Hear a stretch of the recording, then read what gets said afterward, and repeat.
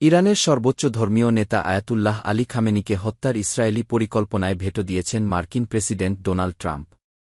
তিনজন মার্কিন কর্মকর্তা সিবিএস নিউজকে এই তথ্য জানিয়েছেন।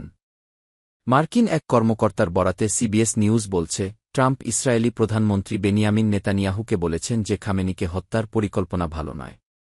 খামেনিকে হত্যার ইসরায়েলি পরিকল্পনায় ভেটো দেওয়ার প্রথম রিপোর্ট প্রকাশ করে বার্তা সংস্থা রয়টার্স। তবে ট্রাম্প এই রিপোর্ট নিয়ে প্রকাশ্যে এখন পর্যন্ত কোনো মন্তব্য করেননি। বিবিসির প্রতিবেদনে বলা হয়েছে, শুক্রবার ইরানে ইসরায়েলি হামলার পর খামেনিকে হত্যার বিষয়ে আলোচনা হয়।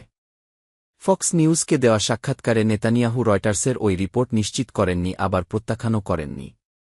নেতানিয়াহু বলেছেন, এমন অনেক কথোপকথনের মিথ্যা রিপোর্ট আছে যা কখনো ঘটেনি এবং আমি এই বিষয়ে কিছু বলছি না।